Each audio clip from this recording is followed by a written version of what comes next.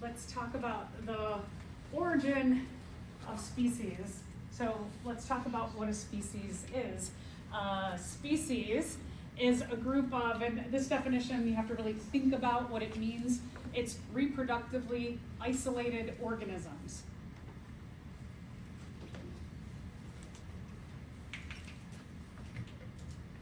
So that means that if you are different species, you cannot reproduce together. You are isolated or you are blocked from reproducing from one another. The big thing in evolution that prevents different species from reproducing together, I mean, there's different mechanisms that will allow some of the acts of reproduction to occur, but you are different species if, when you mate, or if you try to mate, if there's no offspring, then you're different species when you try to mate. Or if you have offspring, there's different levels of these mechanisms of isolation. If you do have offspring, they are not fertile if you're different species. So like the horse and the donkey make the mule.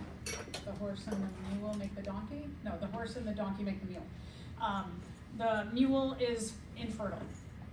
Horses and donkeys are different species. So there's a lot of different levels of isolation. I was just reading an article that in Indonesia, there are macaques. They're a primate. They're keep trying to mate with deer, and they're not sure why. I mean, clearly they're different species. They look very different. They're not really sure what's going on there, what the behavior is about. There's a big study going on about that. But I was laughing. I was like, oh, how timely. I'm going to lecture about this tomorrow. But even if the macaque and the deer, if fertilization occurred, I really doubt they would even have an offspring, but likely something would go on differently between the number of chromosomes of the macaque and the deer, and then the zygote or the embryo wouldn't form.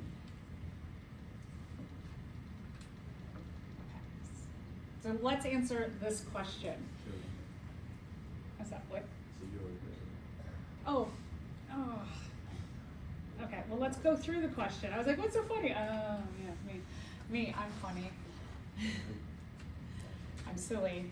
Fruit fly species all look more or less alike. If you have a male and a female fruit fly, how can you prove they are the same species? So, one, determine the base sequence of the DNA of their chromosomes. I mean, can you do that easily? I wish I could do that, right? That would be really cool if I had that technology. But that's not, that's like, could be done, but that would be a very difficult thing for most of us to do. Examine them closely with a low-power microscope, comparing their physical characteristics to published species key lists of characteristics. If you go on to take a genetics class, you will likely do this. You'll study generations and generations of fruit flies. So that sounds pretty good too, right? It sounds like maybe that might be something to tell the difference in species. Let's go on though. If they perform the act of mating, then they are the same species? Not necessarily, right? So just like my example of the macaque and the deer, the macaques are trying to mate with the deer, and they're clearly not the same species. So just because you can mate with another organism doesn't mean that you are necessarily the same species. If they mate successfully and their offspring can also mate successfully, all are the same species. So that one is just like an easy way of tracking that if you have a pair and they mate and then they have offspring and their offspring can also have offspring, then you know they are the same species. So that one is better sounding than these two, A and B. If they can both asexually reproduce, and so we don't need, asexual reproducing with yourself, there's no need for sperm and egg, so we don't even have to go any further on that one. So yes, D is correct. D is the best answer in this case. So how do new species arise? This is a process called speciation. This is where new species development. We've talked a bit about this when we have talked about divergent evolution. So this isn't necessarily a new concept to you all.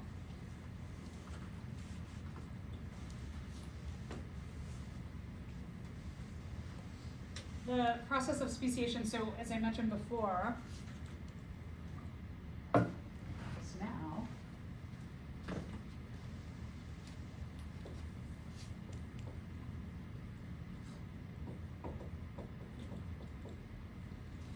like if you have a group of organisms that are the same species and things here start to get maybe crowded, maybe there's more predators, maybe there's disease or a combination of a lot of things, environment changes, that other groups within this main group may go off and say, hey, this is getting harder to survive here, let's go somewhere else. When they go into these different areas, they're going to, as a group, experience the process of natural selection differently, because the environment here would likely be different than the environment here. So traits that were favored as a big group are going to be different than traits that are favored in these other areas. We talked a little bit about genetic divergence, Tuesday, and we talked about how you can have the founder effect where some just choose to go off and isolate themselves from the main group. This process of this divergent evolution is called isolation. The group that leaves isolates themselves from the main group.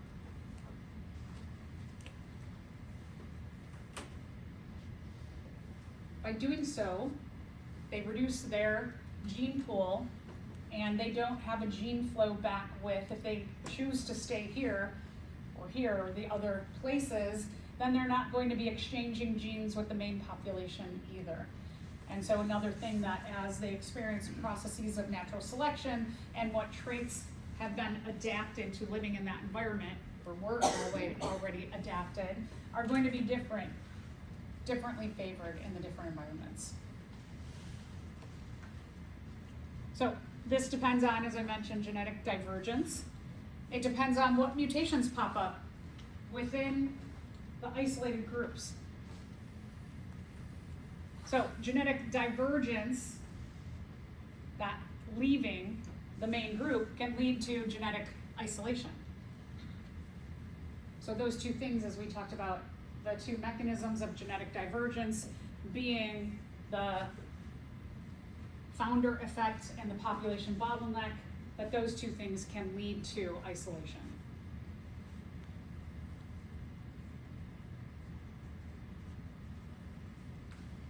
Remember when we talked about the common ancestor of the vertebrates, that as vertebrates, as maybe it got crowded or some other things happened like continental drift,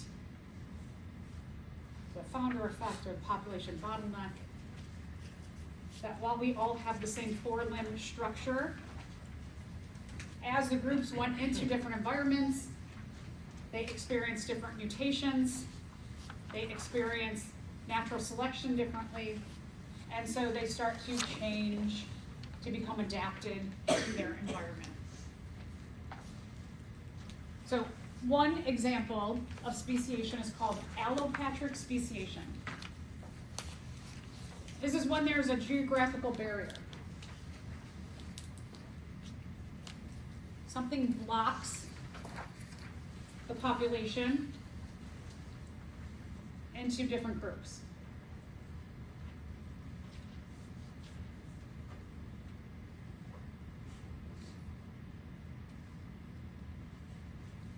Could be there's a flood and there's a huge body of water now in between the two groups of the population.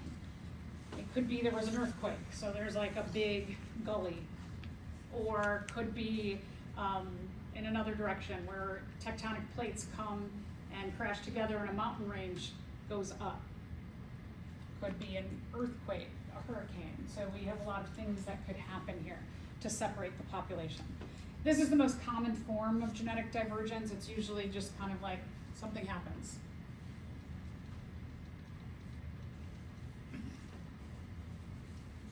When you have a geographical barrier, it's going to likely be different on both sides of those on both sides of the barrier.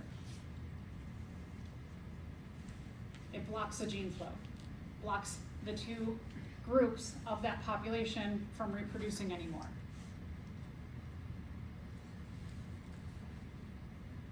They will try to survive as a group given the new environment. They will experience the process of natural selection differently and independently.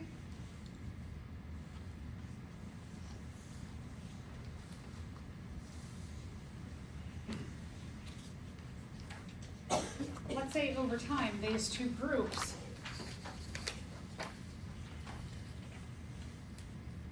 a 1,000 years from now, they're able to meet back together. And when they meet back together, if they try and reproduce together, we can tell if they're the same species or if they've evolved to different species because, as we mentioned with that fruit fly example, that when they come back together, and if they can still mate, and if they do mate, and they have offspring, you have to see, are their offspring fertile? If when they come back together, their offspring are fertile, then they're still the same species. But when they come back together, if they try and mate and their offspring are not fertile, they're different species then.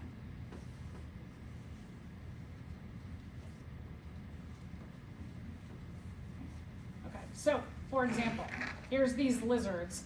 All the lizards are living on this island over here, and a group of lizards, they hop on a log and then they're like, oh no, this log is taking us somewhere else.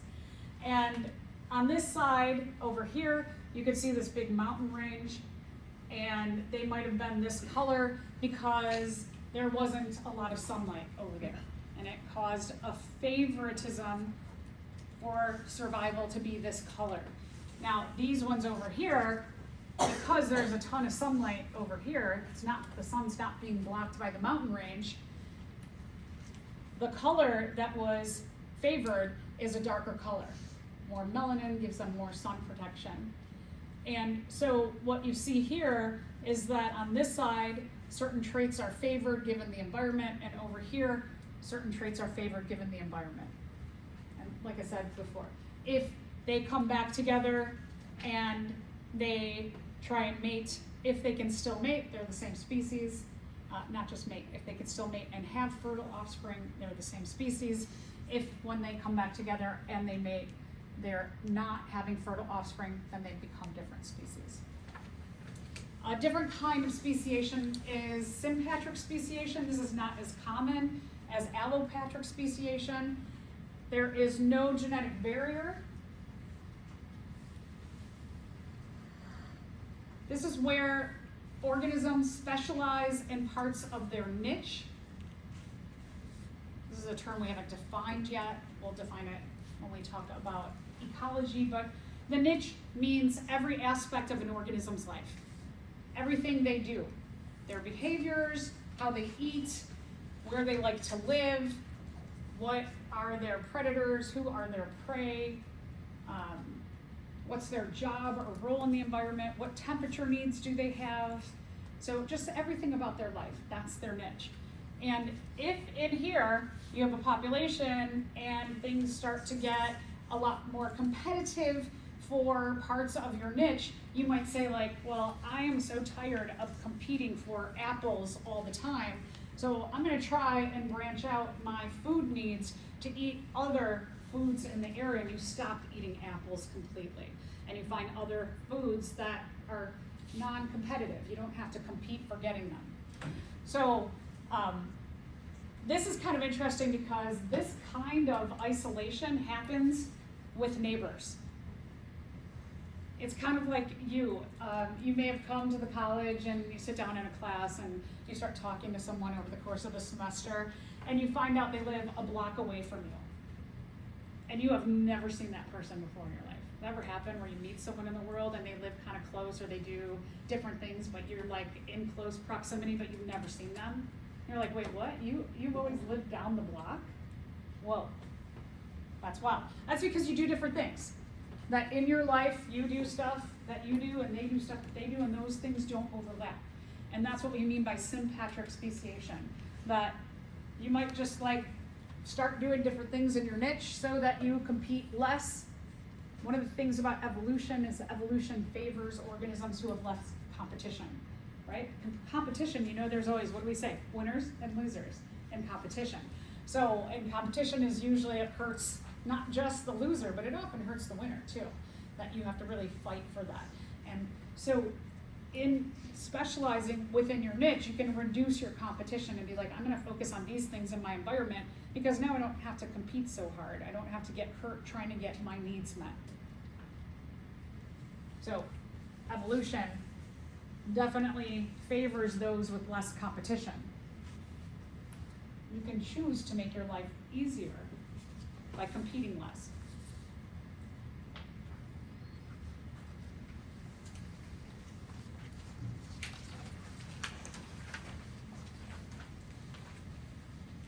So here you have two different species of flies, and let's say this was the only,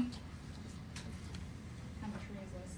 Hawthorn tree that has berries, red berries on it, and everybody's fighting for those berries, but one of the species is like, actually there's a new tree over here, and this is a different kind of hawthorn tree with different kinds of berries, so a bunch of them just start going over here, and they're like, let's eat over here. Maybe these are a little bit smaller, a little bit, well, they look a little bit bigger. And they're like, we can deal with bigger food, so let's go over here. And now the two groups have less competition between them. But you can see the trees are right next to each other. So they don't change their location, they just change their niche. So remember, allopatric speciation, more common. A geographic barrier is going to separate members of a population. They'll experience the processes of natural selection in their different environments. With sympatric speciation, this is niche specialization. This is to limit the amount of competition within the same environment, and over time, because they're just not meeting each other anymore, they don't reproduce together anymore, and over long periods of time in both situations, the two different groups can become different species. Mutation. Mutation can also lead to genetic isolation. Mutation is a driving force in evolution. A mutation is the change in the nucleotide sequence of making the DNA, which results in a change in the gene, which results in a change in the protein, which results in the change in your look, your internal physiology, and how you behave. Mutations occur totally by chance. Organisms do their best to copy their DNA, but they make mistakes. So if you have mutations simultaneously happening with isolation, speciation, genetic divergence, all of those things, you can start to have natural selection independently working on that species, and then they can become totally isolated and a new species. So mutation is a big part of this too. What adaptations are you bringing to the new environment? Since the Pleistocene Ice Age, long time ago, deserts have been gradually forming in the southwestern United States. As the original lakes and rivers of this area shrank from connected streams into isolated streams, the fishes living in them developed a strong potential for, which one? Yeah, good. A, speciation. That seems super easy now, but remember, what if this is like number 46 on the exam? Then you gotta remember, what was this all about? Okay, would this be an example of allopatric speciation or sympatric speciation? Good, allopatric speciation. There's a geographic barrier. Extinction is the death of all members of a species. As humans, we have some rules about extinction, Like if you haven't seen a species for 50 years, then we label it as extinct. But even then, as humans, sometimes they pop back up. They're somewhere that we don't know or we don't have access to. 99% of all species have gone extinct over time. It's just pretty wild. This is a natural part of evolution. Usually, it's due to climate change. Right? The climate or the environment changes. If you do not have adaptations already, you don't have genes that allow you in your gene pool, a diversity of genes for your species to survive, you may go extinct given that environmental change.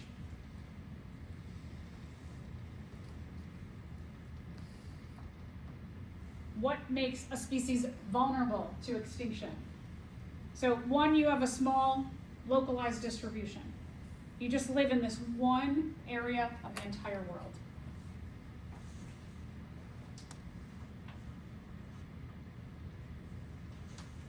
Two, you're over-specialized. You only eat this kind of food. You only rely on this species. What if you have a species that you rely on for your survival and they start to die off? That's going to grossly affect you. Pandas, for example, live in mountains in China, and they only eat this kind of bamboo. So if something happens with bamboo, a fungus affects that bamboo, then they're in trouble.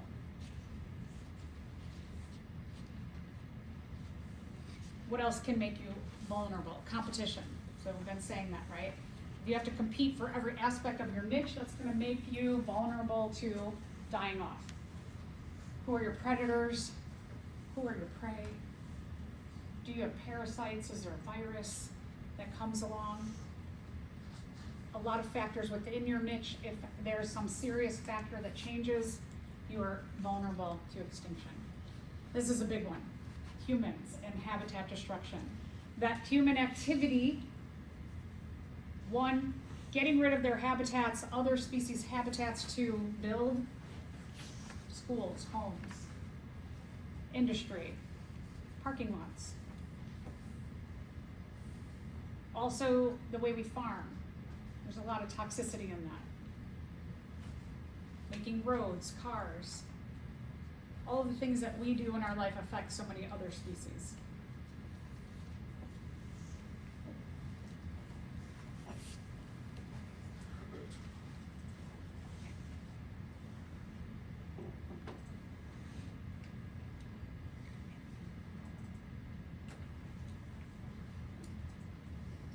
This leads us to our last segment of evolution, which is the origin and history of life. This is the hypothesis part of evolution. So what I'm starting with are all pieces of information that have been collected and hypothesized, like, hey, maybe this is how life started. So again, we're starting with the hypothetical parts, and then eventually the pieces of data that we talked about in Lab 21 come into play, and then we know that living things come from a common ancestor, they're adapted. So let's talk about some of the pieces of information that we know about early life. Before life started, pre is before, bio means life.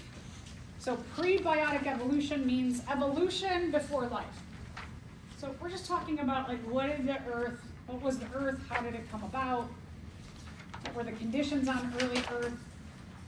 How did those conditions make it opportune for living things to thrive? The atmosphere had a lot of simple inorganic molecules like ammonia, hydrogen, water, lots and lots of water. Had small organic molecules like methane. These don't sound like really great conditions for living things, but eventually we'll talk about what happened. The other thing is that there was no free oxygen in the atmosphere. We had oxygen in water, but there wasn't O2, like what we breathe now. And we'll talk about the significance of that as well. So, formation of the Earth. The Earth is believed to have formed about 4 to 4.5 billion years ago. They believe a bunch of meteorites crashed together and started rotating around our sun, and poof, there we have our planet.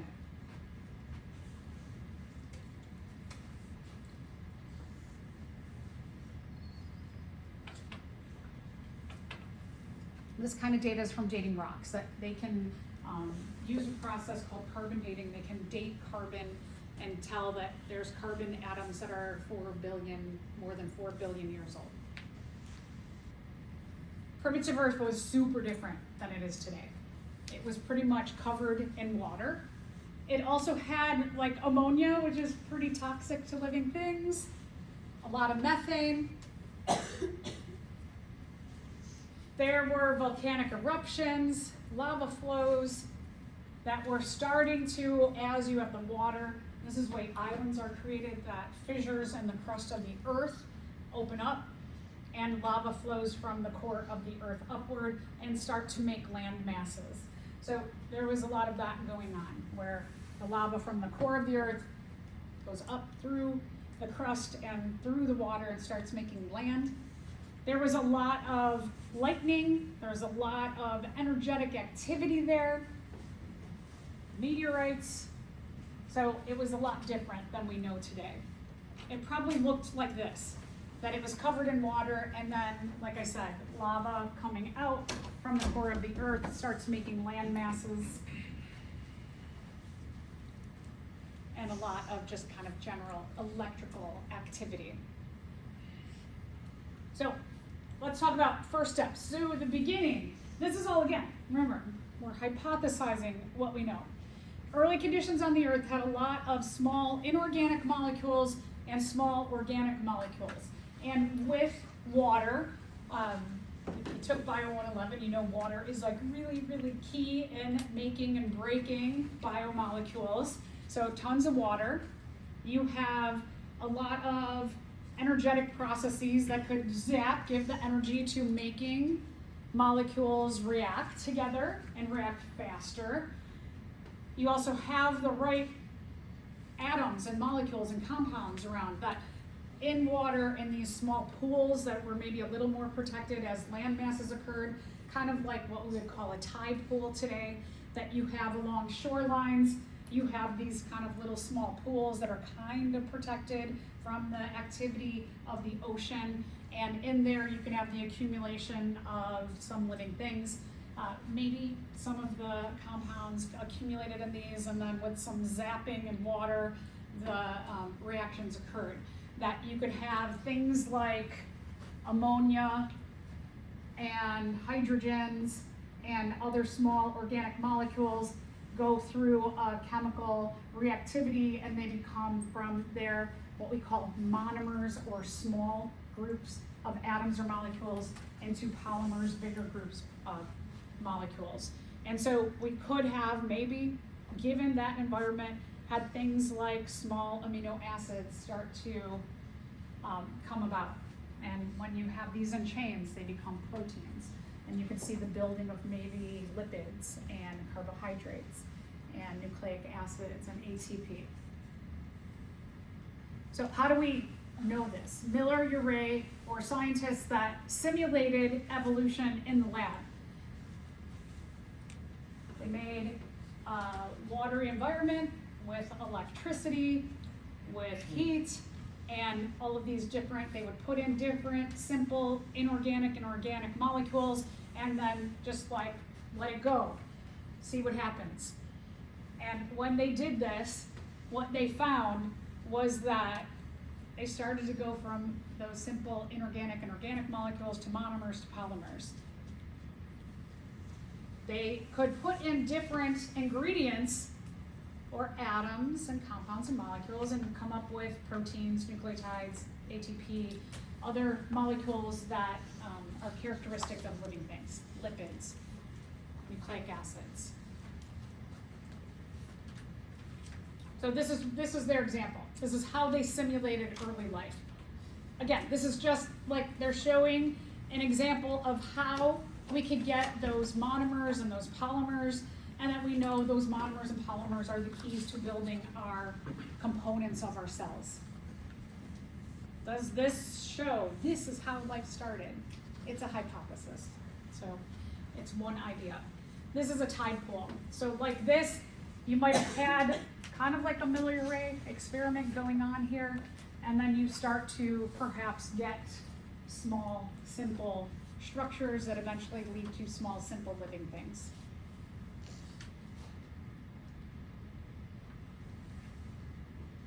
This is what they call the primordial soup.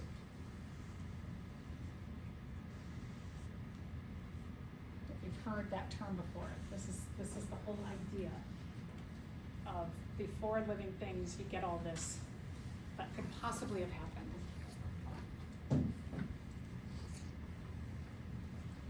All right, so first cells.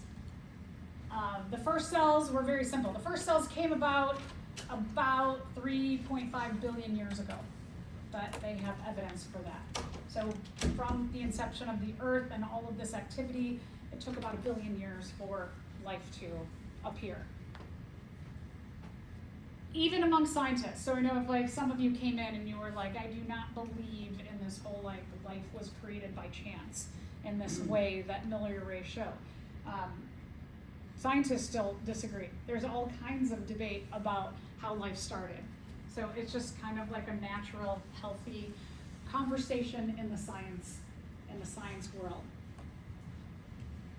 There's evidence to show that we are, as a living thing, that conditions on early Earth could have led to just like simple interactions by chance that eventually, by chance, all these different mutations led to us today. But again, who knows? So let's take a look at a timeline. I really like this clock idea because it gives you a visual of like when things came about in terms of evolution. So let's say that the formation of the Earth happened at midnight, and then you go to almost like 2:50 in the morning, and the Earth is created. The first rocks of the Earth, the volcanoes lead to having rocks that are coming out of the water.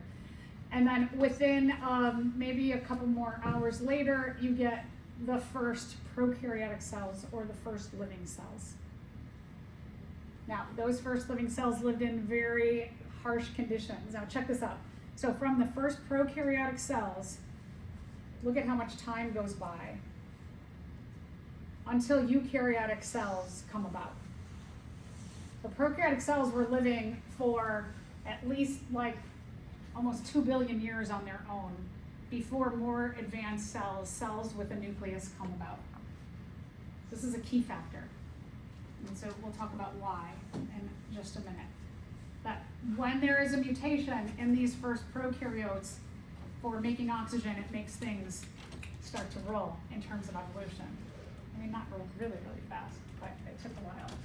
And then you can see from the first eukaryotes, it's almost another 1 billion years before you start to get multicellular organisms, and then the first animals. And then you have eventually, just like 1/3 of 1 billion years ago, the first invasion of land plants, and then from having autotrophs, something for other organisms to eat, then you start to get other organisms. In this grand scheme of this clock here, this 24-hour clock, humans, we are really, really, really young in terms of evolution. So in our form, we're only about between 4 to 6 million years old as an upright, intelligent, living thing. So we're really, really new to this. All right, so let's go through timeline. You do not have to know specific dates. You do need to know the order of things. So you have to know, like, okay, Earth formed, and then the prokaryotes came, and then the eukaryotes, and then, just like what's on the outside of that clock. Earth, prokaryotes, oxygen accumulates, eukaryotes, and etc. So this is all just like frame of reference to give you an idea of like how old things were. So first living things come about somewhere around 3.5 to 3.9 billion years ago. They were prokaryotic, pro before or no karyotic nucleus. These are cells that evolved before a nucleus evolved. Very simple organisms. They do not have protection for their DNA. The one circular chromosome they have is in the cytoplasm with everything else. They also have little tiny plasmids, little other pieces of DNA that are in the cytoplasm as well. They were anaerobic at this time. Remember, free oxygen has not accumulated, so they are doing their metabolism without using oxygen. It's a very primitive form of cellular respiration. Eventually there's a mutation that gives rise to some structures that can photosynthesize. And for photosynthesis, sunlight, water, carbon dioxide can create, we say glucose, but food can create food sources and oxygen. So after the prokaryotes evolve, on our clock here, those prokaryotes eventually have a mutation for something that is photosynthetic, but it's, look at how much time, almost 2 billion years it takes for that evolution. All right, as a result of the cyanobacteria undergoing photosynthesis, what did they put in the atmosphere? Yeah, they put in O2. So, free oxygen accumulates. It starts maybe about 3.5 billion years, but it takes about 2 more billion years for it to really start to have an impact on organisms.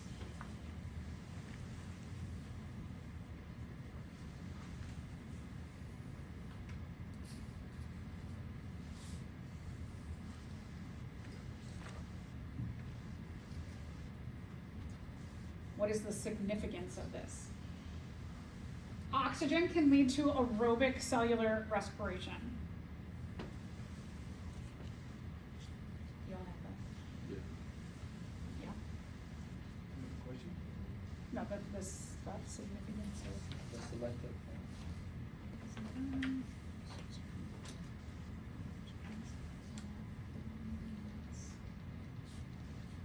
I think it's under.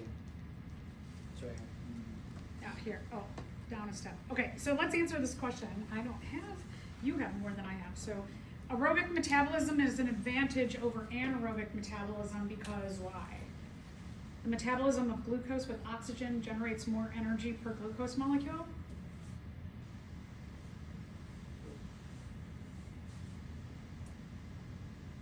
Yeah, that one sounds pretty good. Aerobic respiration can be performed whether oxygen is present or not. Aerobic means with oxygen, so that's not true. Anaerobic respiration produces more energy than aerobic respiration. No, that's not true. Anaerobic respiration can be performed whether oxygen is present or not. Well, that's true. But what's the best answer? A, good.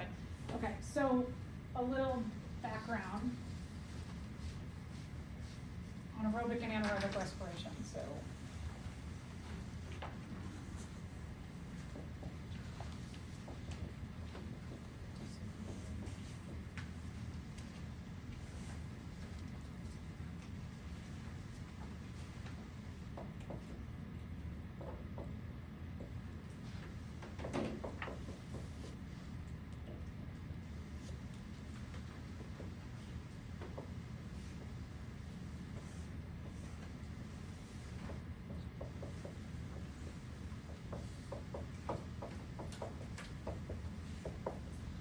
So here's the thing about anaerobic respiration. Anaerobic respiration is the metabolism of our food. I know we say glucose, but I'm not on a glucose diet. I'm on a diet of a lot of different things. So glucose is just a placeholder for really any kind of food can be filtered into cellular respiration.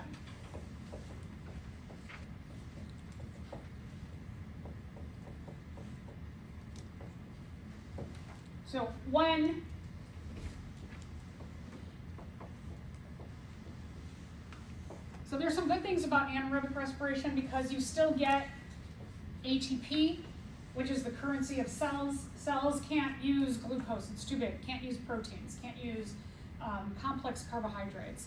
They can't use lipids, those are all too big. So they all have to get funneled in here. And what cells really want is they want ATP to fuel their little processes that they do. You get 2 ATP, you get carbon dioxide. It's a respiration thing, right? They're giving off carbon dioxide. You get something not great. Depending on the kind of cell you are, like animals, we make lactic acid, which makes us sore. So when you are doing some activity quickly, like let's say you're moving someone and you're going up and down stairs, back and forth to the truck, and you keep doing that all day, your body can't deliver oxygen fast enough to your cells, so your cells switch back and forth between aerobic respiration and anaerobic respiration, and you make lactic acid, which makes you sore. And you lose a lot of the energy from your food as heat. But now,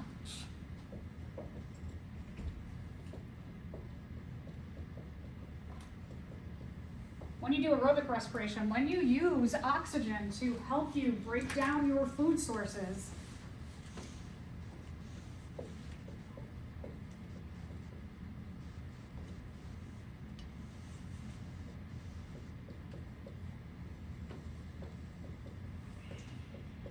so you get food metabolism, and it's assisted by oxygen. It's a whole different ballgame for our cells.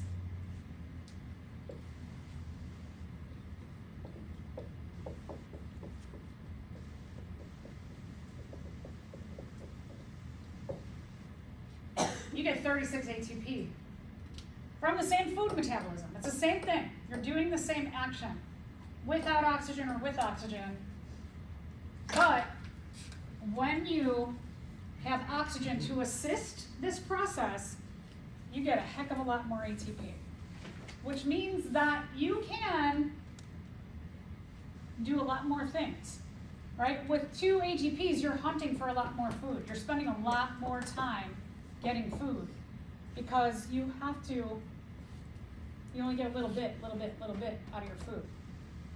But now when oxygen is around, if you have a mutation that allows you to utilize oxygen, so all these simultaneously by chance mutations that happen, you got the photosynthesis, mutations happen, you get photosynthetic organisms, and then you get mutations that allow for a different kind of food metabolism to utilize the oxygen. Not every organism could do that, but then you start getting a lot more time and energy to do the other things in life to help you survive. So oxygen metabolism, by chance, is a huge game changer for living things. So this other part, let's see, so did now we're,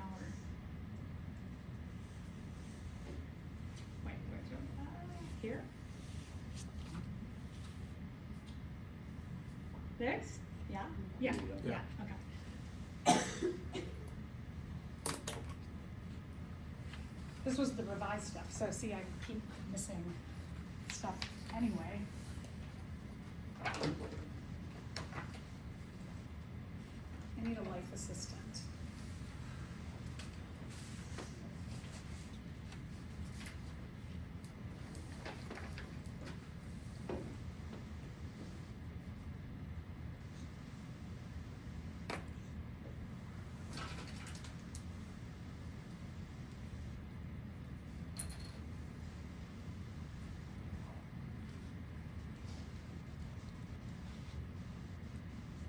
So now the struggle to survive is less.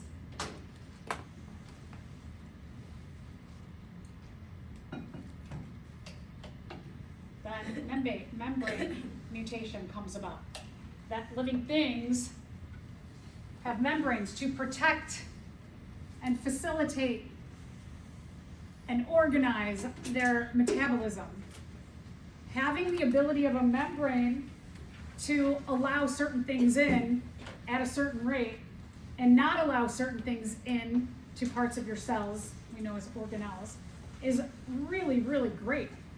Because while the prokaryotes, how they don't have any membranes, that your DNA is exposed to all of the cellular processes that are happening in the cytoplasm. But now, if you take your DNA and you put it inside of a membrane and protect it from those cellular processes, and you protect it from things like the metabolism of proteins produces temporarily ammonia, right? If you don't want your DNA, your genetic material that shows how you're organized and constructed, how you're making all of the parts that you need on a daily basis for your cell, you don't want that exposed to toxic things like ammonia and other metabolites that would hurt your DNA, right? So having a membrane and protecting different parts of your cell is really great for cells. It also has allowed for certain parts of your cells to specialize and be protected. So one of the things that they thought happened was this. This is called the endosymbiosis theory, endosymbiont theory.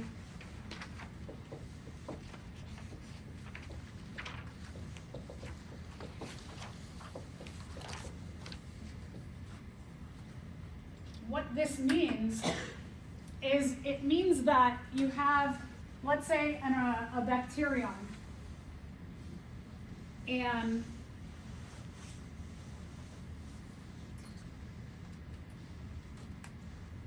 it only does this.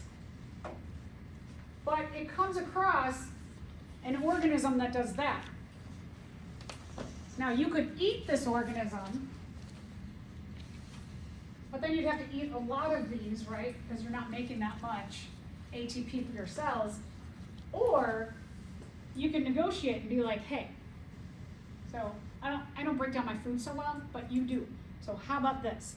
How about instead of me eating you, I do take you inside my body without eating you, and you do that for me, and I'll give you protection and a warm, safe home. And so this bacteria is like, all right, promise you're not going to eat me? Okay. And now they live together symbiotically, which means they have a close relationship where they rely on one another. Eventually, over time, what they believe is that these organisms that could do aerobic respiration became the organelle of the mitochondria. And then the same one was like, hey, that worked out pretty good. I'm much better off for giving them a home there. Now, what if I do the same negotiation with a bacteria that photosynthesizes?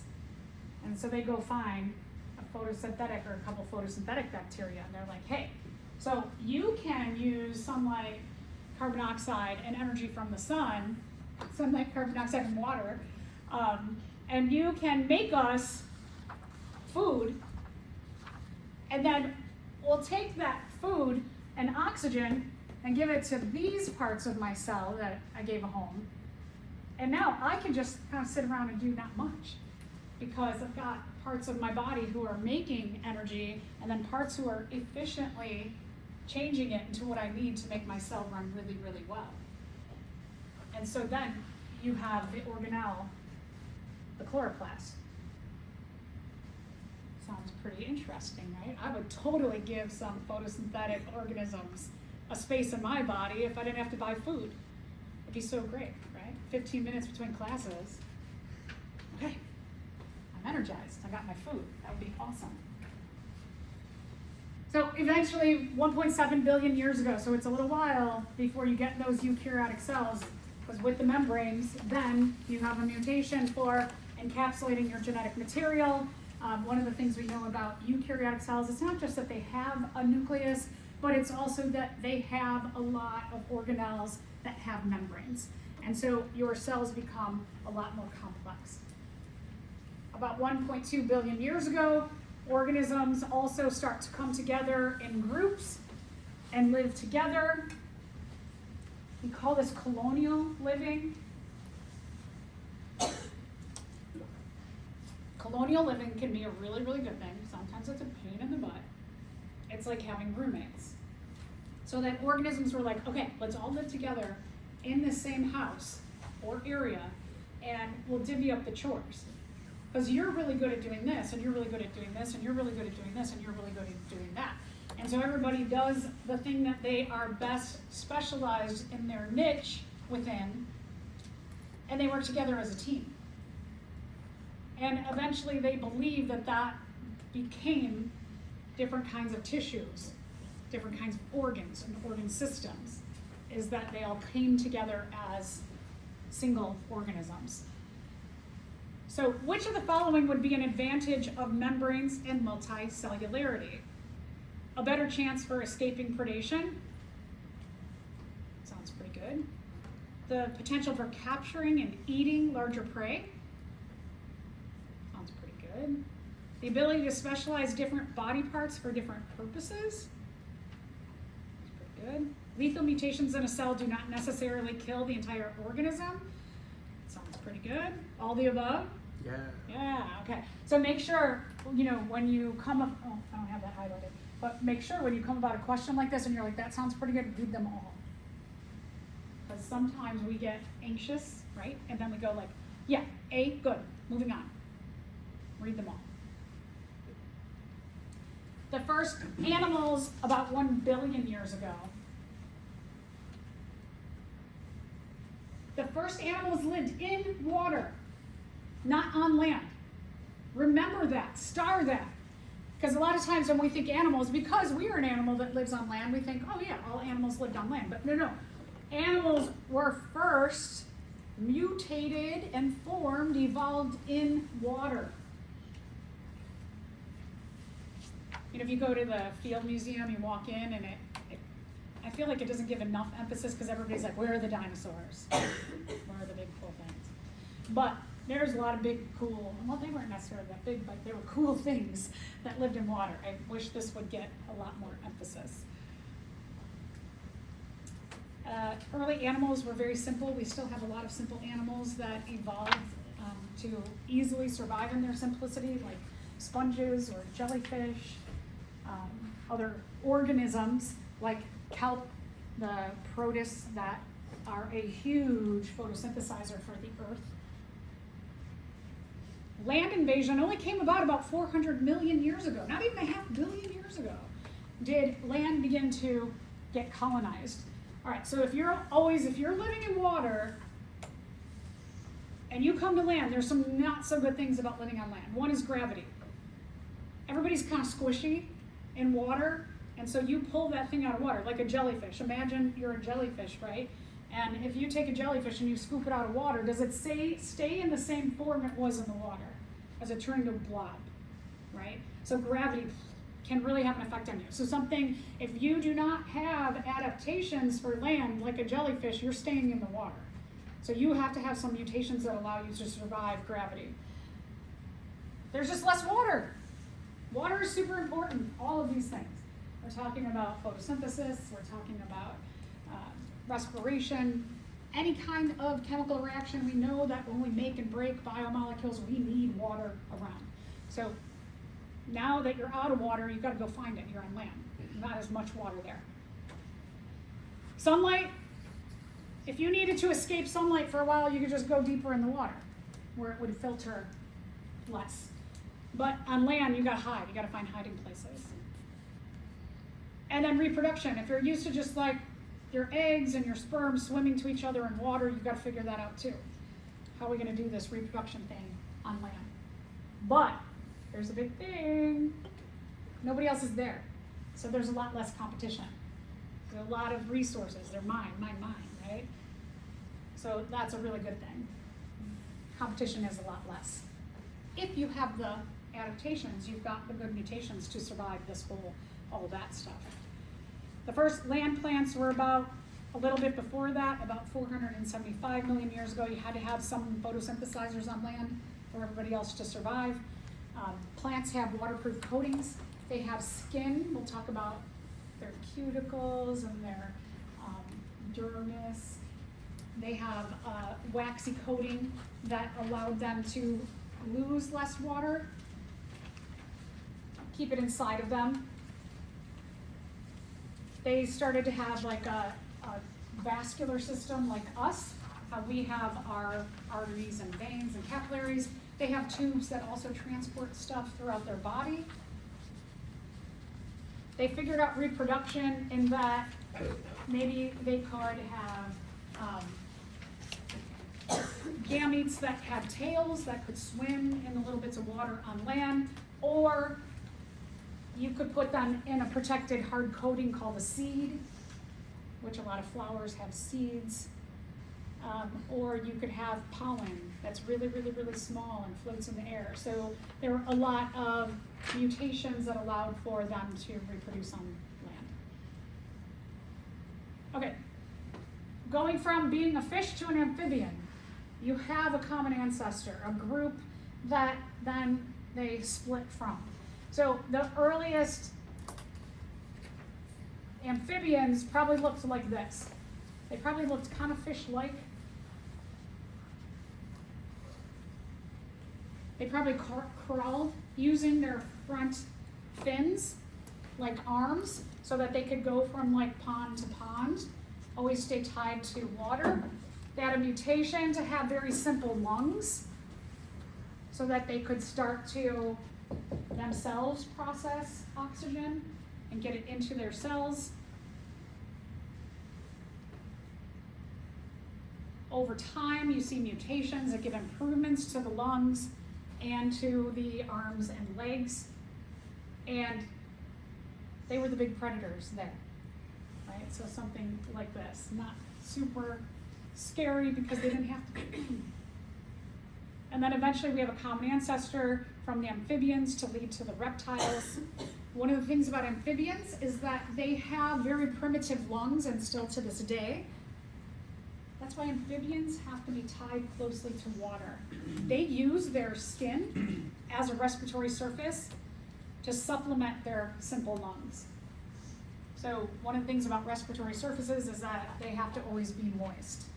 So that's why one of the two big reasons that amphibians have to stay closely tied to water. The other thing is that they lay their eggs and have a metamorphosis period that has to be in water, so that their eggs have this jelly-like coating where their offspring temporarily grow, and then they wiggle out of that jelly coating, the egg, into the water that surrounds them. It's pretty interesting that amphibians, in their metamorphosis, going from looking like this, what does this look like? What animal? Yeah, they look like a fish, right? And so you have a common ancestor with fish. And you can see a lot of that common ancestor. Remember, we talked about embryology, that organisms that are closely related share early embryological stages. This and fish shows you that amphibians are or have a common ancestor with fish. And eventually they go through a metamorphosis within the water, and they lose their tail. They lose that fishy tail and the fins. They start with gills. So they have gills, and eventually the gills go away and you get simple lungs. They use also their skin to breathe through, and then they grow arms and legs during this metamorphosis, and then they look more like what we know of an amphibian, a frog, for example, here. Amphibians have mutations that give rise to reptiles. Reptiles are able to live in much drier environments. They evolve more advanced lungs than the amphibians, have some mutation for more advanced lungs. They also have scaly skin. Those scales coming together keep moisture within the body. So they don't have to be closely tied to water. And then also their eggs have a leathery shell. It's a waterproof coating that also allows their embryos, the fetuses, to grow without having to be in water. And then eventually you have mutations that give rise to the birds and the mammals. One of the things about reptiles is that they are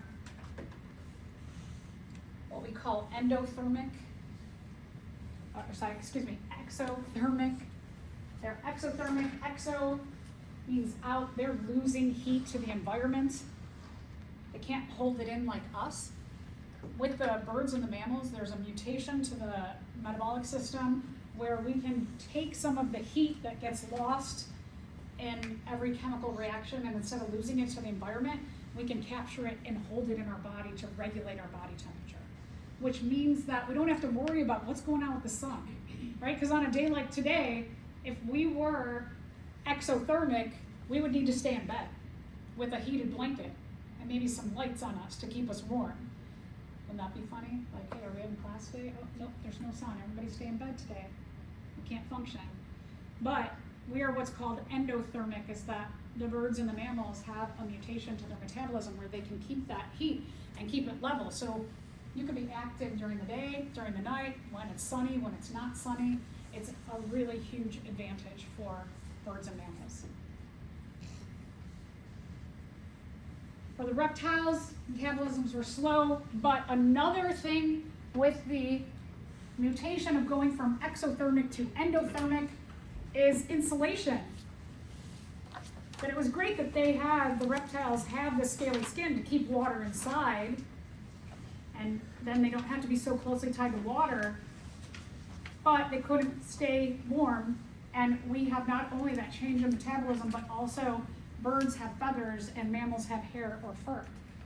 So it also allows us to explore.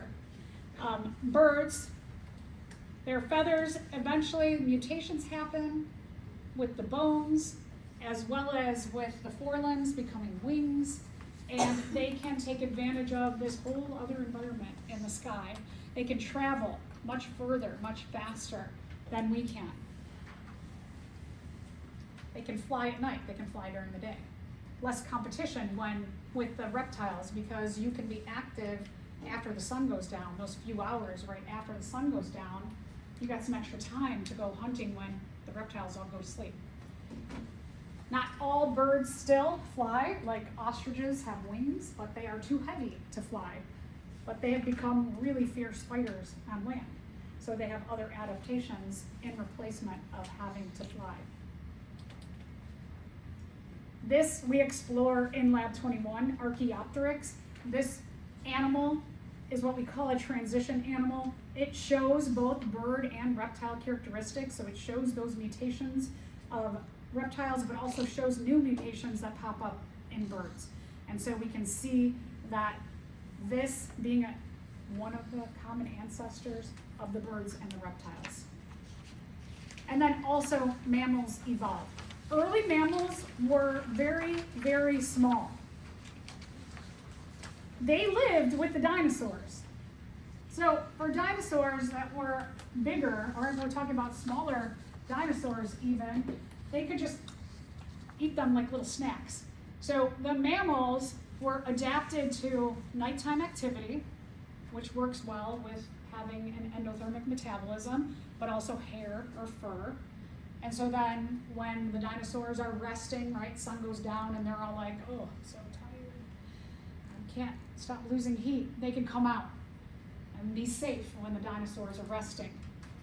So they were probably small, they probably lived in caves and in trees and underground. They stayed away from, they had to stay out of sight from the dinosaurs and the birds that were evolving. And they probably looked like a lot of these. You can see they have, a lot of them will have big eyes because they need to be able to capture moonlight to see around in the dark. They had thick fur, they were small, they might have had spines like this little porcupine here. The mammals have an interesting adaptation in terms of protection of their offspring. There's mutations that allow for growing your offspring inside of your body so that you don't have to put some eggs down and then be like, oh, okay, wait, somebody might eat my eggs, but I do have to go eat, and I do have to get food for when the eggs hatch. So you gotta leave your eggs, right? Whereas mammals could be like, all right, you're inside of me, let's go. I'm gonna eat, I can make sure I protect you on my own, you're with me all the time. So there was a big advantage. Also, there was mutations for mammary glands so that when your offspring are young, you don't have to go out and find food for them. You can just feed them with your own body. Again, more what probably early mammals looked like.